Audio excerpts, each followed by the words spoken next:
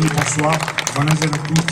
Quelques mots simplement pour vous expliquer que voilà bientôt 3 ans que nous menons un combat pour faire en sorte que la Corse ne soit pas polluée par des centrales à fioul lourd. Nous préférons des unités de production plus respectueuses de notre santé et de notre environnement. Alors, bien entendu, il y a des rapports officiels de l'AFSET, de l'INSERM et bien d'autres encore qui font état de la pollution du fioul. On sait que c'est extrêmement dangereux pour la santé. Il y a quelque temps de cela est venu en Corse un éminent cancérologue, le professeur Bellepomme, qui a lancé un cri d'alarme. Les médecins, sur le plan local, ont également lancé un cri d'alarme pour dire ne faites pas ça à la Corse. Comment on peut faire ça à la Corse après le Grenelle de l'environnement, après le vote de la charte de l'environnement?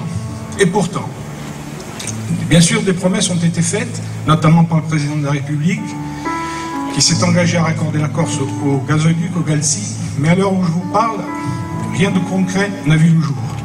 Bien au contraire, on s'apprêtait à Luciane à faire fonctionner cette nouvelle centrale au fioul lourd, et ce n'est que sous la pression populaire que le préfet a pris le temps de la réflexion et peut-être les contacts nécessaires pour peut-être seulement qu'elle démarre au fioul léger en attendant le raccordement de la Corse au gaz naturel.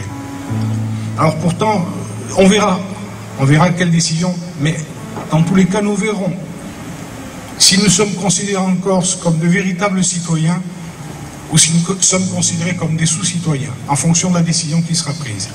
Mais je dois vous dire quand même qu'il y a toujours d'agréables surprises, et notamment nous avons reçu un renfort inespéré, spontané, de la part à travers l'action de Jean-François Bernardini, Tim Ouvrin et de la fondation que Jean-François préside.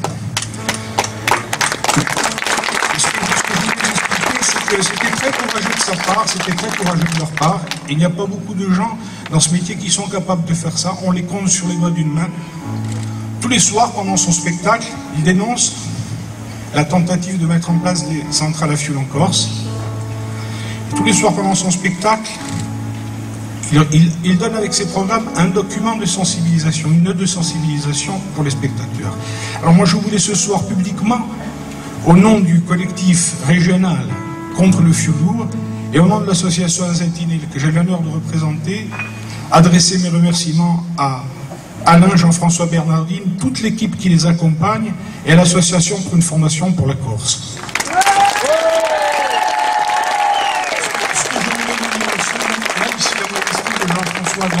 C'est que Jean-François Bernardini, avec ce supplément d'âme que nous lui connaissons,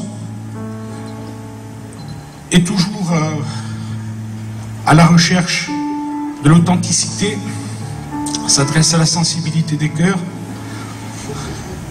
afin que s'éclaire le chemin des consciences et que se révèlent les repères de l'humanisme et de la tolérance.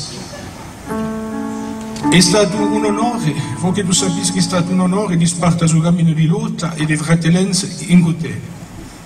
Je veux que tu saches que ça a été un honneur de partager ce chemin de lutte et de fraternité avec toi.